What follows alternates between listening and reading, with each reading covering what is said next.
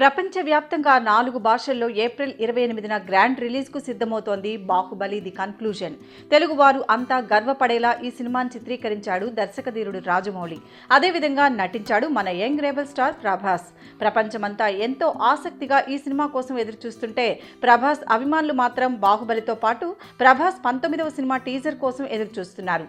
Baahubali cinema తర్వాత ప్రభాస్తో run రాజా run movie director సుజిత్తో కలిసి UV creations బ్యానర్లో 150 కోట్ల భారీ బడ్జెట్తో సినిమా తీయనున్నాడు.